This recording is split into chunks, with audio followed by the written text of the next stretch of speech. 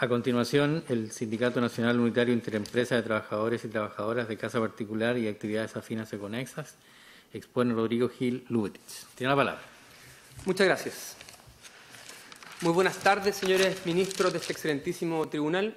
Mi nombre es Rodrigo Gil y con la venia de ustedes, a continuación daré comienzo a mi exposición a efecto de defender la constitucionalidad del proyecto de ley que regula la despenalización de la interrupción voluntaria del embarazo en 3 causales. Soy profesor de Derecho Civil de la Universidad de Chile y actual director del Departamento de Derecho Privado. Me he dedicado por más de 12 años al estudio de la teoría del derecho, a entender y enseñar el concepto de persona, de personalidad, de titularidad de derechos subjetivos y del concepto mismo de derecho subjetivo que subyace a la discusión constitucional que nos tiene hoy día aquí reunidos.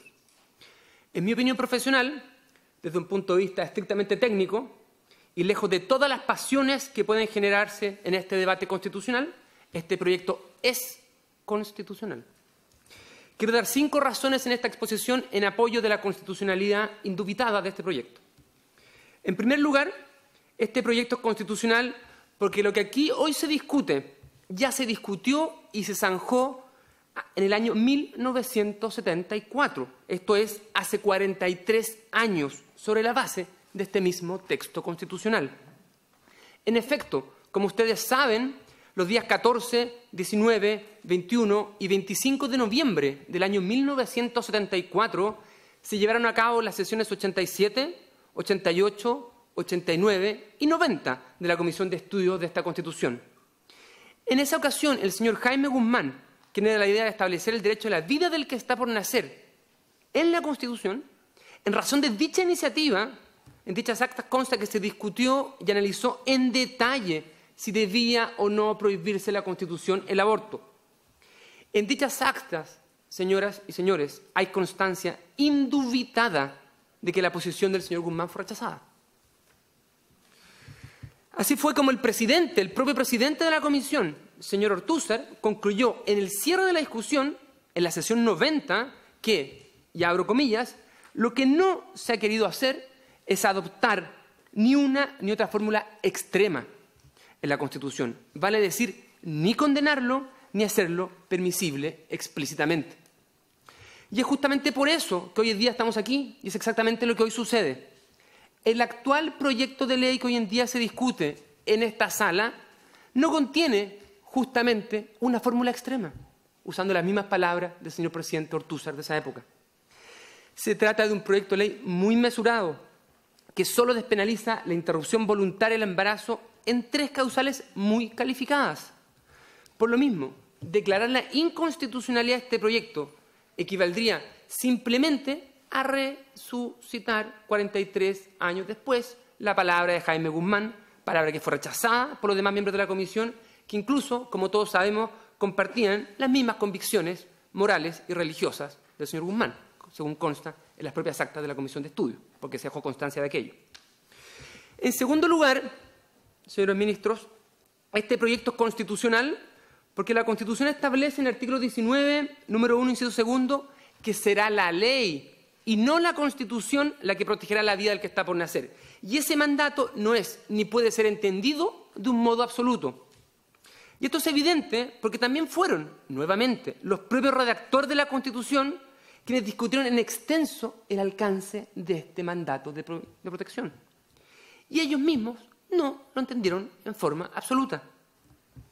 Se señaló expresa literalmente, y vuelvo a leer, comillas, se deseaba dejar cierta elasticidad para que el legislador, en determinados casos, como por ejemplo el aborto terapéutico, no considere constitutivo de delito el hecho del aborto.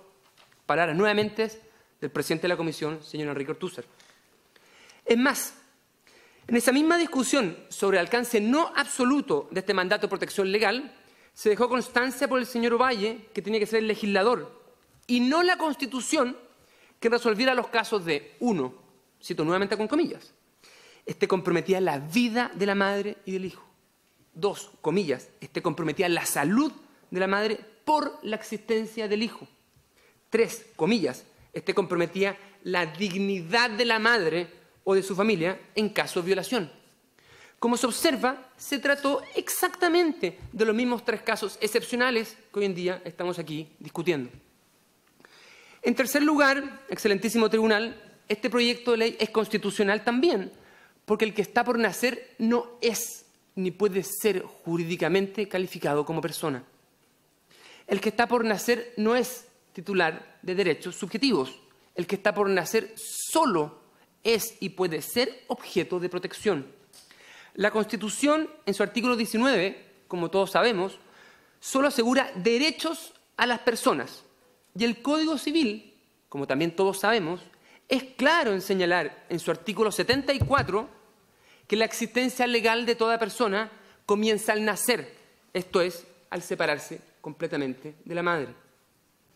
En cuarto lugar, este proyecto de ley es constitucional también porque llegar a considerar que el que está por nacer es persona en términos jurídicos, y esto es relevante, generaría gravísimas inconsistencias en nuestro derecho civil y produciría reflejamente la inconstitucionalidad de un sinnúmero de disposiciones legales contenidas en el Código Civil. Veamos.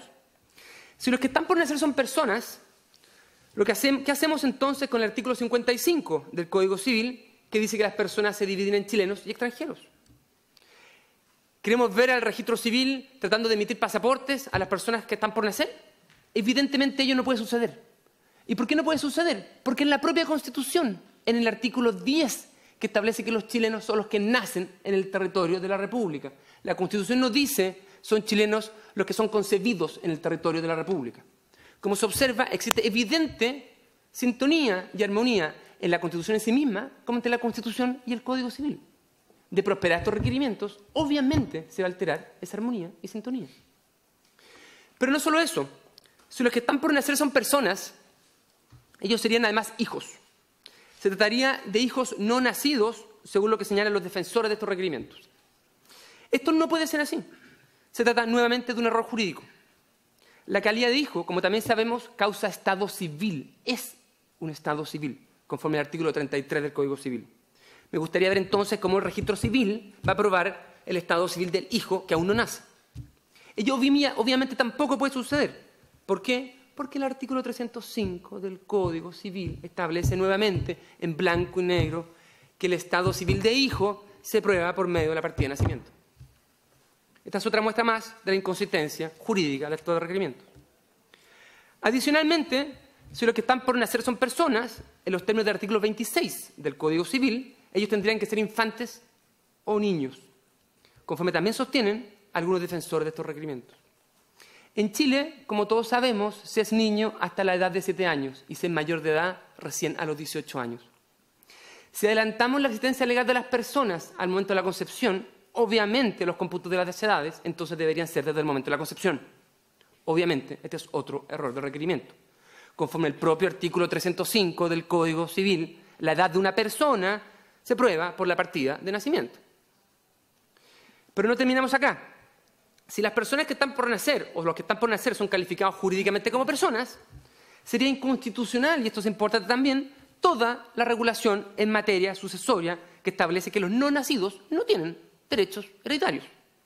Me gustaría ver entonces a los hermanos y a los padres reclamando herencias e invocando que están sucediendo hereditariamente a aquellos que no nacieron. Esta inconsistencia es insalvable. Habría personas que heredarían y personas que no heredarían en nuestro ordenamiento jurídico.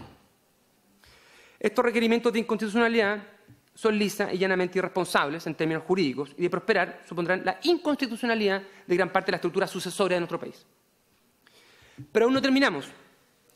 Si los que están por nacer son personas, señores miembros de este tribunal, sería inconstitucional también, evidentemente, el artículo 74 del Código Civil, que establece que la existencia legal de las personas comienza a nacer. ¿Por qué? Porque no comenzaría de la concepción. Nadie se ha atrevido a sostener que sería inconstitucional el artículo 74 del Código Civil. Evidentemente, por los graves trastornos y distorsiones que generaría ello en nuestro sistema. Por último, en quinto lugar, este proyecto de ley también es constitucional porque el que está por nacer no puede ser considerado tampoco titular de derechos subjetivos, con independencia de su calificación como persona o no. Como sabemos, existen algunos defensores de estos requerimientos que han sostenido que el que está por nacer, aun cuando no sea persona, podría ser considerado titular de derechos subjetivos. Eso no es correcto. Eso es un error. Es un error porque en derecho, para ser titular de derechos subjetivos, se debe ser persona. Aquello que subyace al concepto mismo de derecho subjetivo y lo define como tal, es la idea, como todos sabemos y como a todos nos enseñaron en la universidad, es la idea de autonomía propia de la filosofía kantiana, de la filosofía hegeliana y que se recoge en la expresión jurídica de Savigny. Si no se es persona, no se puede ser titular de derechos subjetivos. Por lo tanto, de prosperar este proyecto de ley y de prosperar este requerimiento de inconstitucionalidad, y si derecho subjetivo pasa a ser la mera protección de un interés, la figura jurídica de la posesión en Chile dejaría de ser un hecho y pasaría entonces a ser un derecho. Quiero ver a los propietarios luego defendiendo sus dominios frente a los meros poseedores que sostengan que la posesión es un derecho. Lo clave aquí, y eso es lo que quiero que todos entendamos, es que el hecho de que el que esté por nacer sea calificado como un interés digno de protección, como lo es, eso no significa que se le tenga que necesariamente atribuir per se la titularidad de un derecho, ni mucho menos reconocérsele per se la calidad de persona para poder cautelar dicha protección. En conclusión, los que están por nacer no son jurídicamente personas, no son titulares de derechos subjetivos, son objeto de protección y esa protección no es total y absoluta. Es un mandato entregado por la Constitución al legislador para que justamente regule ese modo de protección. Este proyecto de ley se enmarca justamente dentro de este mandato de protección en los mismos términos en que fue considerado por los propios redactores de la Constitución. Muchas gracias.